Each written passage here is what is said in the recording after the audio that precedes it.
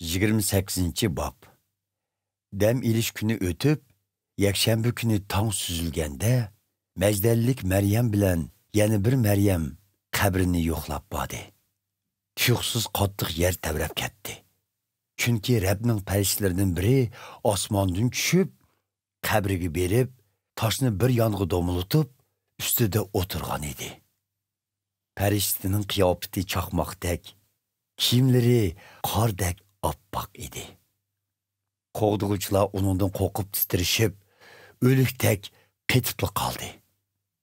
Farishta ayollarga mundoq dedi: "Qo'rqmanglar, sizlarning krestga mixlangan Hazrati Aysoni izlaydiganlarni bilaman.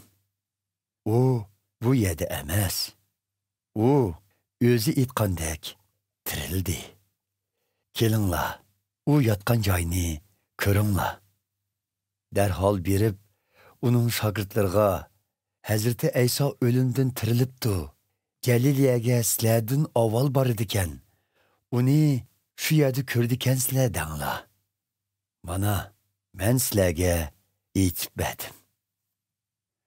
Ayollar bir tarafdan qo'rqsa, yana bir tarafdan zo'r xushallik ichida qabrdan darhol ayrilib, yugurgan piti Hazrati Aysoning shogirdlariga xabar berishga ketishdi. To'satdan Hazrati Ayso ularning oldiga chiqib, "Salom sizlarga" dedi. Ularni oldiga berib, Hazrati Aysoning putiga esilib, uningga sajda qildi.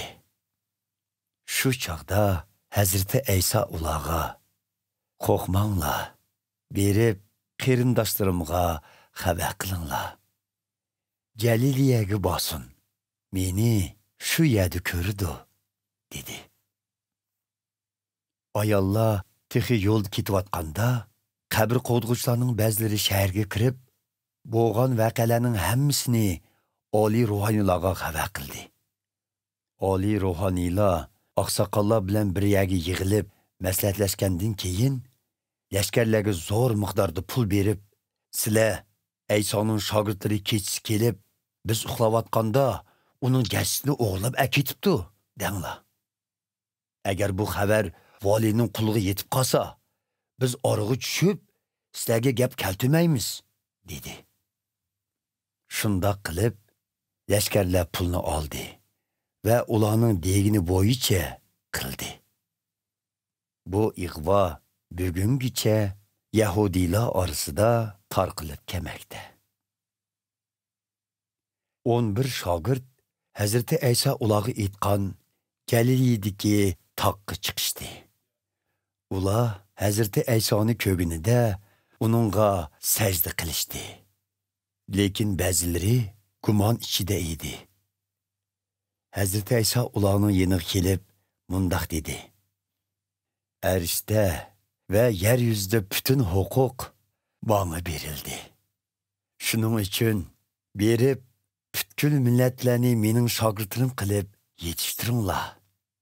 Ularni Xudo Ota, uning o'g'li va muqaddas ruhning nomi bilan cho'mildirib, ularga men sizlarga buyurgan barliq amrlarga amal qilishni o'rgatinglar. Men haqiqatanmi zaman oxirigacha har doim sizlar bilan birga bo'laman."